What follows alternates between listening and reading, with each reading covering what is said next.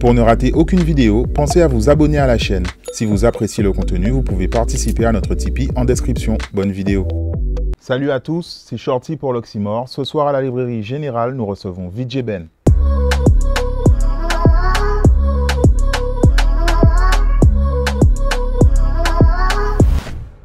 VJ Ben, bonsoir. Bonsoir, merci de m'avoir invité. C'est un plaisir. Ça me fait plaisir. Avant qu'on parle un peu de ton actualité qui est très riche, j'aimerais qu'on revienne sur le début de ta carrière. Comment tu es arrivé dans la musique? Est-ce que tu as commencé par le DJing? Est-ce que tu peux nous raconter ça? Alors déjà la musique, avant tout c'est une passion. Donc j'ai commencé du moins, je dirais très jeune. Dès l'âge de à peu près 10 ans, j'étais déjà passionné par la musique. Je me rappelle encore que quand on allait dans les anniversaires avec mes parents, dans les baptêmes, mais je passais toute la soirée à regarder le DJ à l'époque. Et j'allais pas jouer avec les autres gamins, mais je restais toute la soirée à regarder, en fait, être passionné, à rêver. Et on sait tous que le rêve, c'est le moteur de, voilà, c'est le moteur de la réalité. Donc du coup, j'ai beaucoup rêvé d'être comme ces DJ. Et aujourd'hui, je suis là, quoi. Et à quel moment tu as pu acquérir, puisque pour le coup, le DJing, c'est pas le plus accessible d'un point de vue financier des rôles dans la musique. À quel moment tu as pu t'exercer, toucher tes premières platines? Alors, c'était un peu très compliqué puisque, du coup, en fait, ma passion n'était pas validée par mes parents au début. Donc, du coup, j'ai dû, en quelque sorte, me battre un peu pour vraiment m'affirmer. Je me rappelle, c'était un anniversaire, je me rappelle, je crois que j'allais avoir 12 ans. Et en fait, mon père, il avait donné des sous pour acheter des petits, je sais pas, des boissons, tout ça. Et moi, j'étais venu, en fait, j'avais pris ces sous et j'avais acheté ma première table de mixage. Donc, je m'étais pris une raclée, ça, je me rappelle. Et du coup, je m'étais pris une raclée. Mais j'étais tout fier parce que j'avais ma première table de mixage. Donc, c'est pas grave. J'ai pris la raclée, mais derrière, mais j'étais fier comme jamais. Donc, ça a commencé par là. Mais la table de mixage, c'est pas tout. Il faut avoir les platines, il faut avoir tout ce qui va avec. Donc, de fil à aiguille, je rêvais toujours. Puis après, j'ai déménagé. J'ai eu la chance d'avoir un voisin qui lui était déjà DJ. Donc, du coup, il avait tout le matos, mais bon, c'était l'occasion rêvée. Et du coup, j'allais squatter chez lui de temps en temps. Il a vu que j'étais passionné, donc il m'a limite un peu guidé. Et c'est parti comme ça. Ok. Voilà. Et à partir de quel moment tu as commencé à mixer en soirée? Alors, j'imagine les anniversaires et tout ça. Ouais. À quel moment tu as commencé à prendre un rythme de DJ, quoi? Alors, au début, je mixais dans le quartier, comme je t'ai dit. Avec du moins le matos du voisin. Donc, puis après, bon, on grandit, on commence à bosser, on commence à acheter son matos et tout. Et je continue à mixer dans le quartier. Ça restait toujours une passion. Donc, tu te fais connaître par déjà tes amis du quartier qui ont été les premiers à me pousser. D'ailleurs, je leur envoie là ce fort. Puis après, de fil en aiguille, j'ai été reconnu par encore le public, hein. C'est le public, je sais pas, le bouche-oreille, hein, voilà, des anniversaires et tout, et après, bon, c'est évolué comme ça, en fait.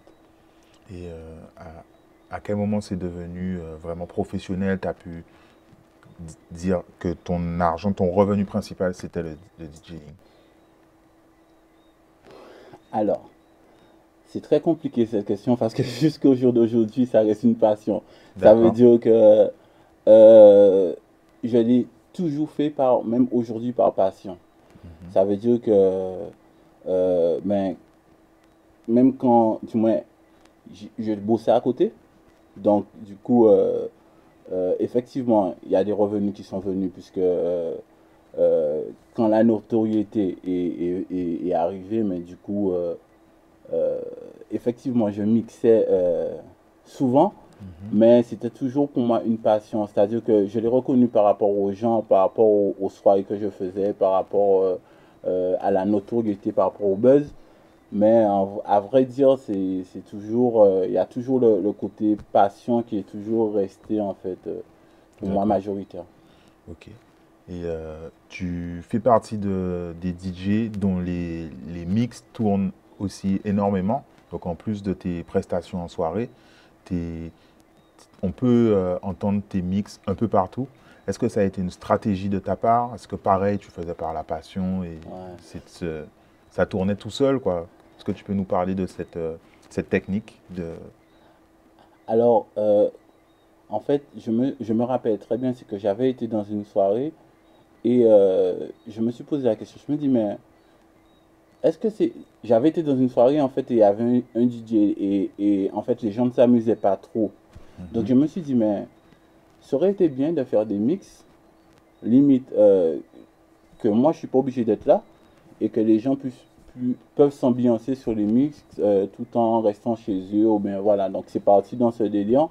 J'ai commencé à faire des mix, mais limite, moi je suis dans mon studio et je m'ambiance seul, comme si j'étais une soirée. Mhm. Et du coup, en fait, je pense que j'ai su transmettre cette vibe-là aux gens qui ont tout de suite adhéré. Donc, quand ils écoutent, je pense qu'ils se mettent aussi dans le bain. Et après, c'est parti comme ça, hein. Je pense que Ok. voilà. Euh, En tant que DJ réellement, vraiment au platine, c'est quoi tes meilleurs souvenirs? Alors peut-être les plus gros événements ou des prestations. C'est quoi tes meilleurs souvenirs? Je pense meilleur souvenir, je dirais tous les voyages que j'ai pu faire grâce à Mhm. la musique. Puisque c'est vrai que la musique m'a permis de voyager énormément, de voir d'autres horizons, d'autres cultures et tout. Et ça, je pense que ce sont mes plus gros, mes plus beaux souvenirs. Mhm. Donc, aussi la première fois que j'ai mixé aussi devant le public, ça aussi, je vais m'en rappeler. C'était quelle soirée? Est-ce que tu Alors, peux nous c'était dire? une soirée à Moranalo. Ça devait être en 2014, un truc comme ça, ou 2013, ou même peut-être avant. Et ça, je vais m'en rappeler puisque c'était, t'as la frustration, tu trembles de partout, tu sais pas, tu vois. Voilà, et c'est juste un bonheur parce que c'est des moments que tu n'oublies pas, même aujourd'hui, je vais pas oublier ça. Et c'était rémunéré cette première prestation? Mais non, du tout, non. Au En début, non. fait, non, au début, non. Au début, j'ai fait, voilà, les soirées non rémunérées, hein, ça, c'est pas, faut pas avoir honte de le dire. Je pense qu'on est tous passés par là. Euh, non, c'était pas rémunéré. C'est limite, limite, j'ai été encore par patient. Et après, après, du coup, je sors de là avec le cœur, le sourire grand comme ça, et voilà, Et quoi. ça s'était bien passé? Le track ne t'a pas empêché de mixer bien ou quoi? Mais au début, tu as toujours le petit trac qui te fait limite faire des petites erreurs. C'est pas comme dans ta chambre, tu vois. Mais après, ça va naturellement après. Ok. Ouais, ça va naturellement. Là, on va arriver sur une grosse partie de ton actualité. Tu t'es lancé, alors tu vas nous préciser les termes, tu me diras si je me trompe, mais tu t'es lancé dans la production d'artistes. Mhm, Et donc, depuis déjà plusieurs années, je crois 6 7 ans, mhm. tu t'es lancé dans la production. Et donc, tu participes à fabriquer les hits avec les artistes. Est-ce que tu peux nous expliquer comment ça fonctionne? Ok. Donc, je pense que, en fait, j'aime en fait les challenges. Donc, du Mhm. coup, je me suis dit, bon, ça fonctionne, du moins, ma passion fonctionne. J'ai pu, grâce à ça, voyager énormément, connaître pas mal de monde, avoir un réseau. Et je me suis dit, mais pourquoi pas emmener une petite touche, limite un peu, une petite touche à moi, qui peut-être va ramener un plus dans la musique d'aujourd'hui, Mhm. en prenant en compte tout ce qui a déjà été fait, et voilà. Donc du coup, en fait, j'ai fait mon premier projet avec Essa Banton, Jana King Kerosene, MC Duke. MC Duke. Voilà, du coup, j'ai essayé de piocher la Réunion, la Guadeloupe, la Dominique, la Martinique et la Guyane, limite pour assembler un peu toutes les îles. Euh, et j'ai essayé de voir qu'est-ce que ça donnait. C'était mon premier vraiment projet. Bon, évidemment, ça n'a pas marché parce que du coup, je m'y connaissais pas trop, j'avais pas la science. Et voilà, mais j'y croyais fort comme tout, du coup. Donc j'ai persévéré et tout. Et après, au final, j'ai compris la petite recette et tout. Et donc, voilà. Et donc, comment ça fonctionne aujourd'hui? Est-ce que ce sont les artistes qui viennent te voir et qui veulent avoir un tube aussi comme tous les tubes qu'il y a déjà? Ou est-ce que toi, tu vas les démarcher? Comment ça fonctionne? Alors, quand tu es dans le milieu depuis longtemps, tu collabores déjà avec pas mal d'artistes. Donc, Mhm. ça peut être l'un comme ça peut être l'autre. Alors, moi, je suis très à la vibes. Ça veut dire que, limite, je travaille aussi beaucoup avec les jeunes artistes. C'est-à-dire Mhm. que aujourd'hui, je me dis que je suis déjà arrivé à, limite, euh, j'ai déjà fait un bon petit parcours. Donc, faudrait faire profiter cette lumière-là à des gens qui limite qui sont pas connus. Parce que moi, j'aurais bien voulu, quand j'étais comme eux, d'avoir quelqu'un qui me tire la main, qui me dit vas-y, je t'emmène. Donc aujourd'hui, ce que je fais, bien sûr, il faut que les sons ils soient bons, il faut que l'artiste limite il ait un certain potentiel. Ce que je fais, j'essaye limite de donner de la lumière à certains artistes, mais certains, même des DJ. Hein. Donc dans le milieu, limite, si on arrive à être ensemble, à emmener notre musique un peu plus loin, donc en fait, c'est ça l'objectif. Ok. Voilà. Et est-ce que, donc on parle de production, mais est-ce que tu composes les instrus? Est-ce que tu proposes les instrus? Est-ce que les artistes amènent, sont tout faits, ils te disent fais ça péter pour moi? Comment? Alors, ça arrive que des fois, il y a des sons qui sont tout faits. Mhm. Des fois, je compose, des fois même j'écris. Ok. Donc, c'est vraiment une vibe en fait. Ça veut dire qu'on peut être ensemble et on décide, boum, ce soir, et ben boum, studio. Ou limite, il peut m'envoyer un son. Je dis, mais ça, c'est un tube. Parce que à savoir qu'un artiste, souvent, il n'a pas en fait, il n'a pas la vision en fait. L'artiste, il fait un son et c'est difficile pour lui de savoir des fois si ça va fonctionner ou pas. Mais comme moi, j'ai une casquette aussi de DJ et limite, je suis un tremplin et que je vois aussi, j'ai beaucoup de rapports avec la clientèle et Avec tout. quoi? Donc, en fait, c'est un peu plus facile pour moi de sonder si un son il va fonctionner ou pas. Donc, ça arrive que des sons, mais limite, on m'envoie, je dis ça, c'est un tube, on le C'était le pose. cas pour Tikoka, je Voilà, crois. La c'était le Rose nous cas pour racontait ça en Tikoka. interview. Voilà, Tikoka.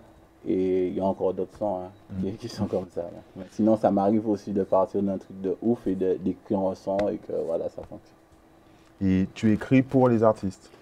Ouais, on écrit ensemble, ou j'écris pour les D'accord. artistes, oui, ça Et arrive. au niveau du beatmaking aussi, c'est quelque chose que tu maîtrises? Alors, moi, j'en fais pas trop parce que ça prend du temps. C'est soit je Mhm. travaille avec des beatmakers extérieurs ou soit limite, je prends sur les réseaux comme tout le monde.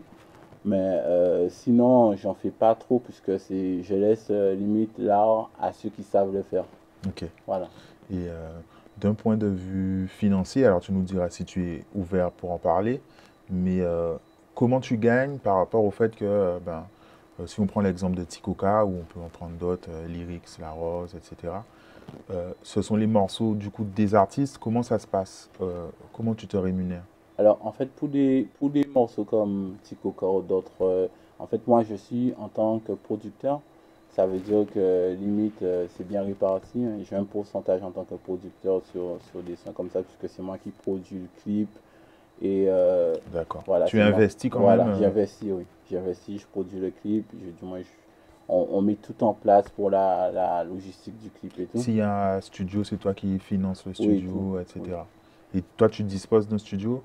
Alors, moi, je dispose d'un studio chez moi, mais Mhm. c'est vraiment pour. Je vais pas ramener tout le monde chez moi, c'est vraiment pour, je dirais, soit on va faire limite des top lines, Mhm. ou limite pour qu'on taffe nous. Mais sinon, D'accord. je préfère payer un studio extérieur. Voilà, mais sinon, aujourd'hui, je me suis entouré d'une équipe. On a créé The Best Prod. C'est une équipe qui est composée de pas mal de personnes, dont Babas qui est mon collaborateur. Et aujourd'hui, mais on a décidé de créer une petite machine qui, donne de la visibilité aux nouveaux artistes, puisqu'on a vraiment poussé l'accent dessus. Si on peut travailler avec ceux qui sont déjà là aussi, mais on y va. Hein. Let's go. Le but, l'objectif, c'est de faire notre musique briller. Et c'est la question que j'allais te poser. Du coup, c'est un peu l'évolution de ta casquette de producteur. Du coup, ça devient comme un petit label en fait Voilà. que tu as créé. C'est un petit label, mais je dirais que c'est une petite production, puisqu'un Mhm. label, c'est un gros, grand Ouais. mot. Ok. Voilà, c'est un grand mot.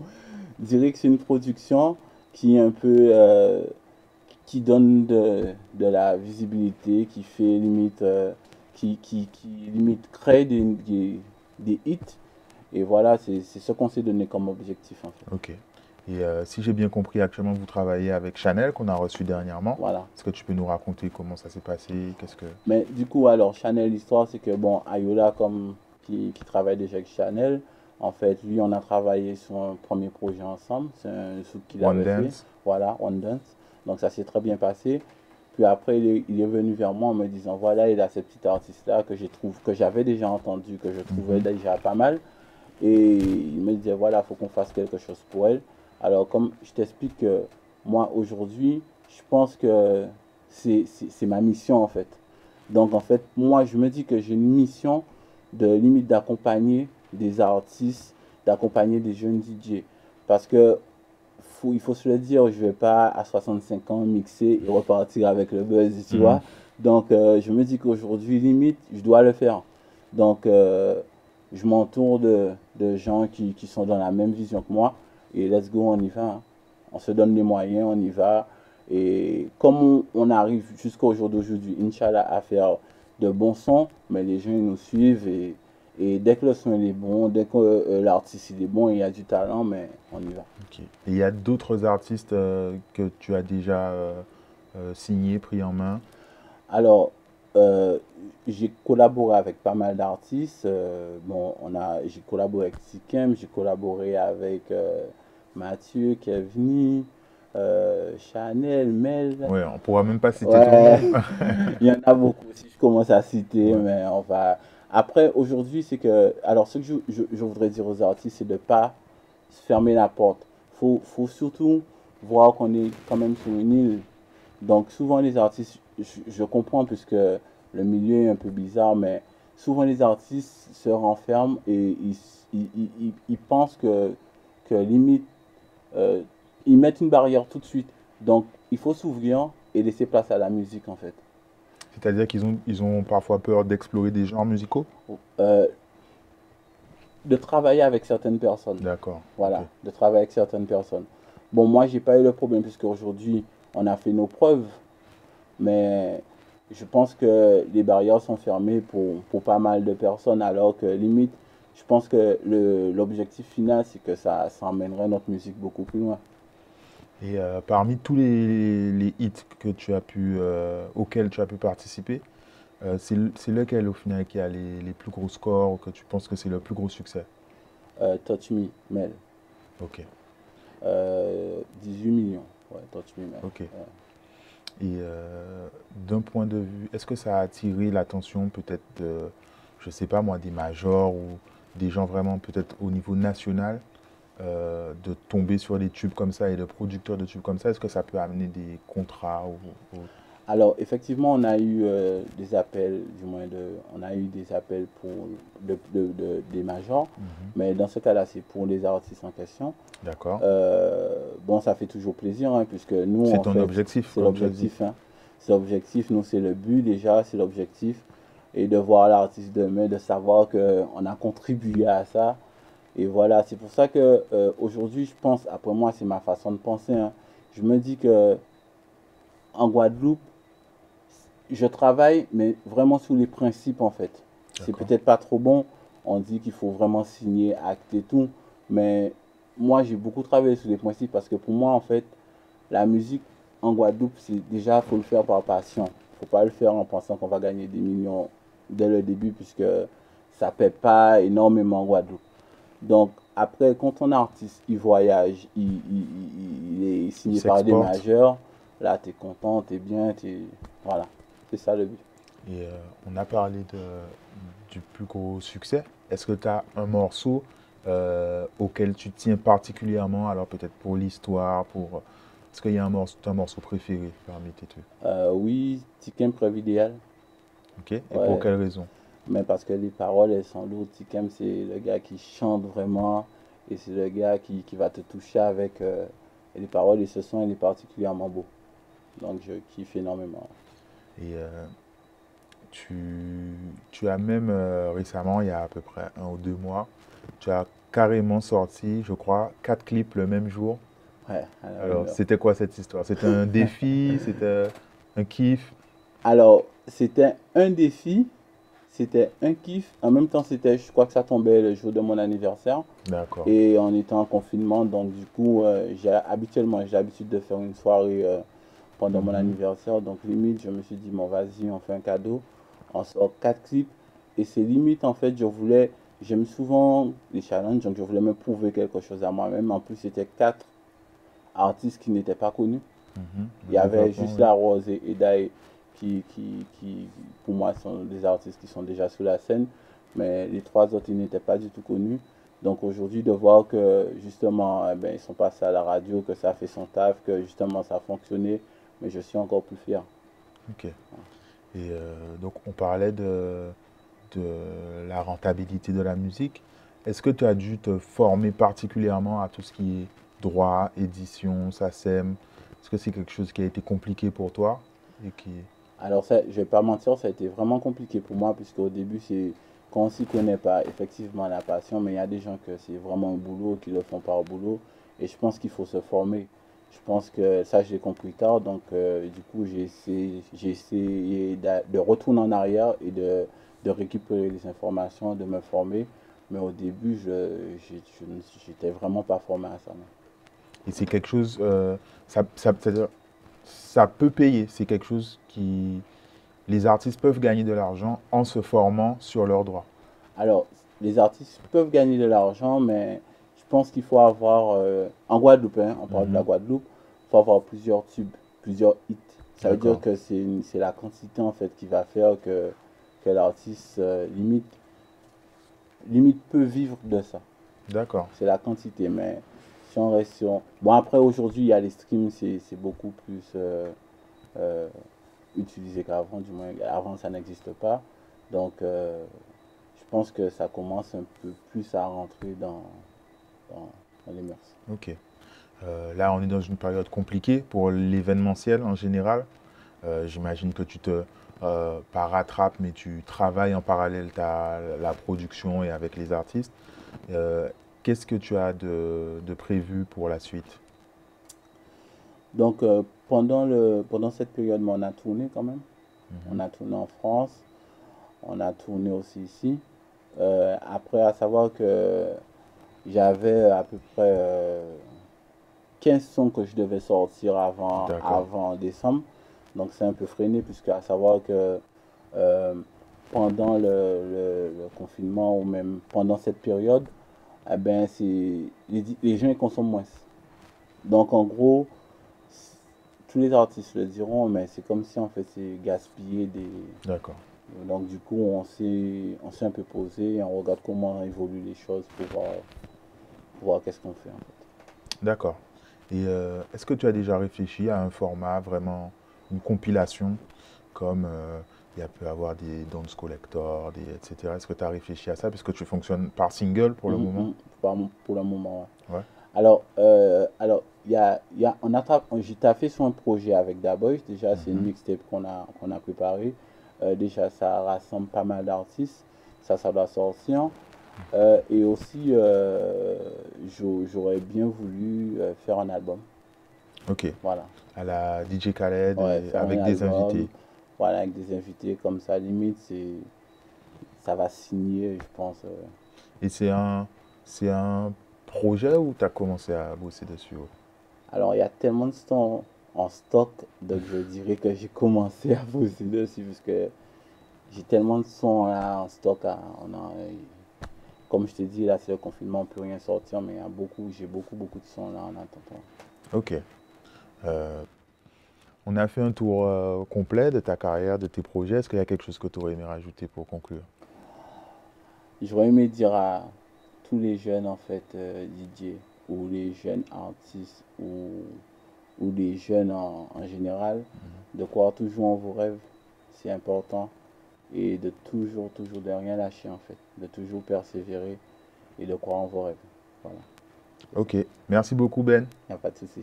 Merci. À bientôt. Merci à toi.